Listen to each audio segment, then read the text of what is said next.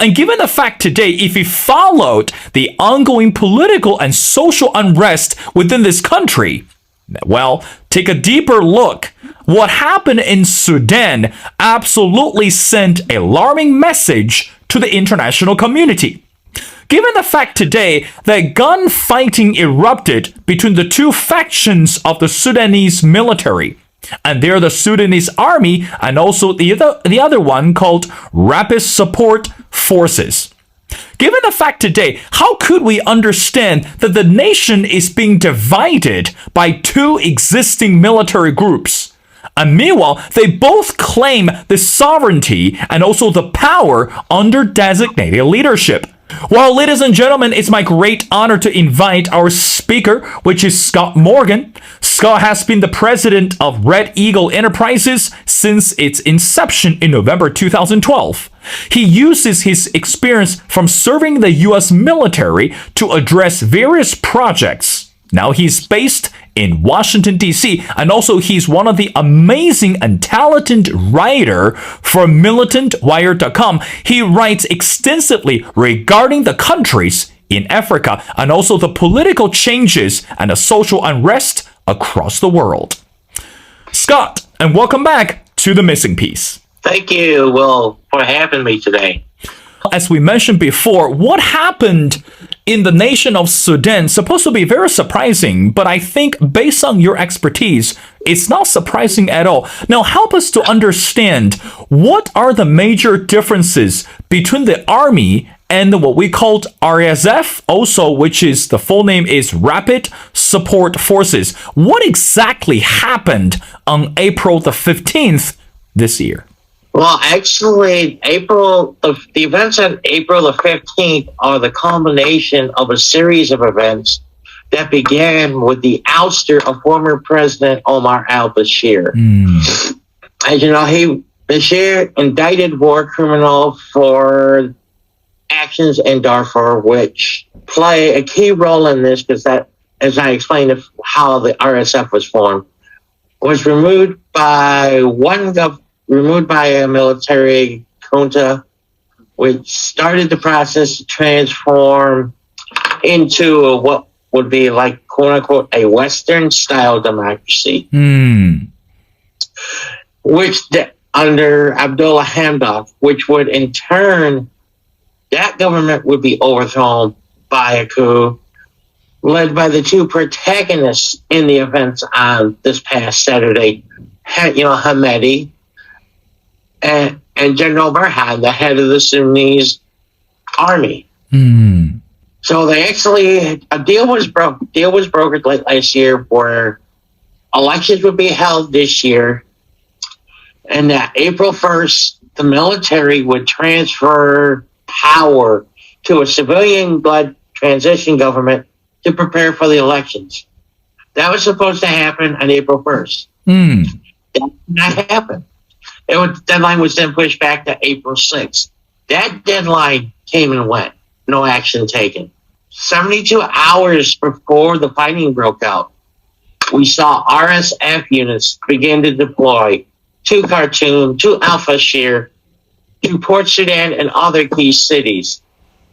And that's when, and from that point on, it was not a matter of if the army and the RSF would shoot at each other, but when. Then the fighting broke out on Saturday, where latest reports, the conservative estimates have over 100 dead and 1,000 wounded. Fighting shows no sign of abating anytime soon. Well, but Scott, I want to get a little bit deeper regarding the two groups. Again, as we mentioned before, one is called the Sudanese Army, and also the other one is called Rapid Support Forces. Now, let's go to the first one, the Sudanese Army. How powerful is the army today? And also, meanwhile, hypothetically speaking, if the Rapid Support Forces were to be defeated, and what does that mean for the whole country? Or what does it even mean for the whole Sudanese army at this moment? Good question. One thing that everybody has to remember regarding Sudanese politics is that for the most part, since the country became independent, the Sudanese Army has had a role in governance as well, besides defending the country. People forget how it was the Sudanese Army, orchestrated by Bashir, ousted former President Namari back in 1987. The army has been firmly interested in power. The current leader is General Burhan. Generally, when you think of a state-standing army, you think of a more professional force. Contrast that to the RSF, which is a coalition of tribal-based militias that were based in Darfur. Some of these militias, are accused of actually being the hands behind the genocide in Darfur that took place several years ago. And the Janjaweed never left, and they have reformed, And the RSF have had a very checkered history now. Their forces have been deployed into eastern Libya to help General Haftar in that civil war against the UN-backed and Turkish-backed government in Tripoli. The RSF has supposedly been supporting Wagner's efforts in the Central African Republic. And the leader of the RSF, Hamedi, was the one that was pushing for the Russians to build a naval base. But another country you also have to watch out for is another country which has an interesting political transition right now. That is Chad. Some of the senior leaders of the RSF have intermarried into Chadian families. And so the dynamic is playing out in Sudan right now. Not only should that make the Central African Republic nervous, it's making Chad nervous as well because of the relationships. And as we know, that one of the major supporters of the Sudanese army is actually Egypt, while some of the Gulf states as well are playing both sides. They supported Hamdok, but they in the transition government, and they also have used RSF units in the Saudi-led proxy war in Yemen. Basically, this crisis in Sudan currently right now is like peeling the layers back from an onion. It's like the more that gets exposed, the more you find. Scott, I want to ask the question, given the fact today, when we look at some of the countries are being governed by the military power, again, we name it, significantly speaking, more countries in the Middle East and some countries in Southeast Asia. But in reality, we have to say, well, there's no denying that any country is being governed or ruled by the military power always, I want to be careful, always leads to some sort of political unrest or what we said government shape up. Now, help us to understand, despite the fact that this country of Sudan is being ruled by two designated military powerful leaders, how does that influence the stability of the society? So in other words, how do we know that either side of the winner is going to bring stability, politically speaking, and also economically speaking, to the people in Sudan today? What do you say to that? Actually, the best, even right now, even though you see these two generals having a pissing match, you have everybody under the sun urging restraint and return to dialogue, because under the accord in December, Sudan is supposed to have political elections this year. And one of the key underlying factors in this crisis is that units of the RSF are supposed to be integrated into the Sudanese armed forces. And that is where the problem is. You had two huge egos. Both realized that one of them can only be in power in, whether it's Burhan, head of the military, or Hamedi, if he wins and becomes the head of the army. But, this is a case of where when leaders become entrenched, they fear anything they cannot control. And both of these men realize the civilian government they probably cannot be able to control.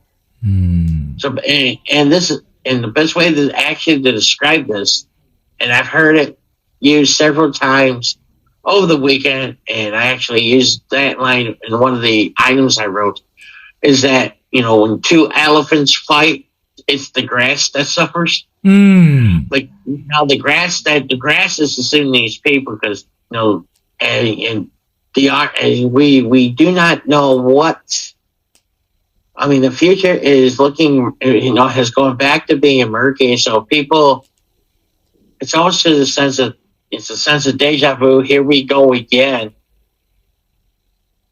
Some people are resistant to change unless they can have it on their terms, and which is what we're seeing. Scott, I want to bring the concept of democracy into our conversation. Again, if I remember correctly, former U.S. ambassador to the United Nations, which is Jean Kirkpatrick, and she said once, and I may paraphrase it, when we talk about the stability, especially the political stability around the world, it's better to leave the fate to the citizens within their own country.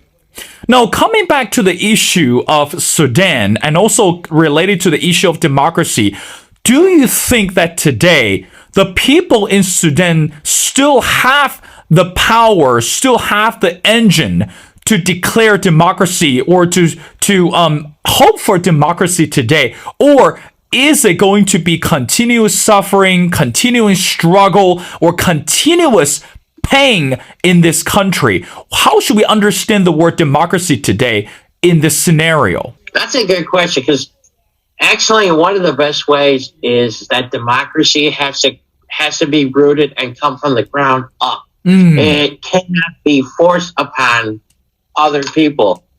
Case in point, mistakes made by the United States in both Iraq and Afghanistan. What we're seeing right now, the people are actually going to suffer because, as you know, there's supposed to be deadlines met to further this transition along, and sometimes the transitions are met, as in although the deadlines that were supposed to have been met earlier this month have been missed, not once but twice. Whereupon, and it wasn't the case of the preparing for elections like that caused this crisis. This crisis was actually caused by a failure to meet a deadline to begin the reintegration of the RSF into the army. So, basically, this is not a civilian caused crisis. It's not about democracy per se. As I so eloquently told a friend of mine the other day, this is just two generals having a pissing match right now. To put it bluntly and simply, so maybe the State Department can understand it. Scott, I want to bring the U.S. into our conversation today. As soon as the event took place, current Secretary of the State Anthony Blinken was questioned or interviewed regarding what happened in Sudan. Now, again, based on the current statement, Anthony Blinken believes that the fragile of democracy is one of the critical issues in Sudan. And also, I want to ask you, what is the role of the U.S. government today when we are seeing what's happening in this country? Is it a reminder for us to pay attention to our own fragility of the democracy, or is it also a strong message to the international community? What do you say to that? First, when he used the word fragility, I could not think of a more perfect adjective to describe it. But he also went back, he also described it, said that it's also there are forces working against it. You can actually, if you use that, and going further in that context, he's perfectly describing the access of the generals. As you know, the U.S. was part of a group of countries, that engaged in both Sudan and South Sudan. had the void, it was called the Troika, where the U.S. was working in concert with Great Britain and Norway. Mm. And so now we're seeing various countries, concerned about the situation. A lot of people including the United States, telling their people, to shelter in place. And the U.S. ambassador to Sudan gave a great interview to Newsweek, how he was describing how he was actually woken up Saturday morning with the shots of gunfire. That's how he woke up. Everybody's talking about, there should be calls for dialogue. IGAD's supposed to be sending a mission there. The Arab League, they're supposed to decide whether or not they're going to send a mission there. Will we see a U.S. envoy to? Don't exactly know when. If we do, the most likely person I would expect to see it do it would probably be either Senator Coons of Delaware, who is an exceptional leader in the U.S. regarding African issues. Another person that could go could be Don Payne, congressman from New Jersey. Mm. But then, what is the message? The end game is actually having the elections that are supposed to happen this year. If they actually do that, people will take it as a sign that democracy is working. Mm.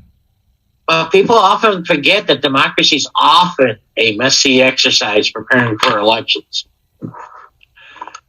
Look at the U.S. With the U.S., as you said, look at U.S. history. It's imperfect. We've had controversial elections in the past ourselves. So. Because I've actually when talking specifically about African policy, I have often told people that the calculus for U.S. policy in Africa and other parts of the world has been the U.S. often prefers efficient dictatorships over unreliable democracies. So if you use that context, the U.S. would have interest. We want to see a transition to civilian rule, don't get me wrong, but the role of the transitional council, preparing ways to turn over to civilian authorities to prepare for elections, it is an interesting challenge. Scott, I wanna wrap up our conversation by going to one again. Another official is the former U.S. Assistant Secretary of Defense, and this is what she said, and I quote during the interview. And she said, "I don't see the Sudan conflict coming to an end." So I want to ask you, if she were right, what would be the hope for the country? So in other words, we know that, as you mentioned before, when two elephants fight and the grass was supposed to be the victims, or the grass is supposed to be the innocent sacrifice. So what is the hope for the country if the conflict does not come to the end? Well, in a way that she's right, because we've already seen right now that the transitional government under Burhan has declared the RSF a rebellious group. So it's one of those cases. It's a no-brainer decision, but we have to ask ourselves, in the long run, does this help matters? Mm. It's possible it can make potential foreign mediation possible, but I don't. But it's just just like in South Sudan, for example, another country that could benefit from new leaders, And if you notice the press conference by former Prime Minister Hamdok the other day in Abu Dhabi, how pessimistic he was about the future for Sudan. That's one of the best cases for my argument. The country needs new leaders. But as I stated earlier, sometimes democracy is a messy process. Well, that's right, Scott. I couldn't agree with you more. And I think today, democracy, even though it's messy or it's a messy process, But let's not forget that democracy can bring winners out of the chaos, and also democracy can bring peace out of the storm. Well, again, we hope and I pray that people in Sudan today are going to come out better, stronger, and despite this political and social turmoil. Well, again, Scott has been. Oh, I agree with you wholeheartedly, Will, because at this people have to, another thing is right now we have actually talking about how the Sudanese people are suffering. The Sudanese people want democracy, but right now in this conflict, the Sudanese people do not really have a voice unless they have family members in the military, the RSF. Right now, they're caught in the middle. That's right. And they don't, and that's a point that a lot of the pundits are missing, is like, this is not between, we're not seeing political factions fighting. This is factions within the armed forces that are fighting. That's right. And again, that's why I will say continue to pray for the country and also pray for the people in Sudan. Well, again, ladies and gentlemen, Scott Morgan has been the president of Red Eagle Enterprises since its inception in November 2012. And he uses his experience from serving in the U.S. military to address various projects. And he's currently based in Washington, D.C. Well, Scott, thank you so much for your insights, and thank you so much for your deeper analysis. And let's keep on praying for the country, and we'd love to have you as we continue to follow the progress within the country of Sudan. So thank you so much for doing this.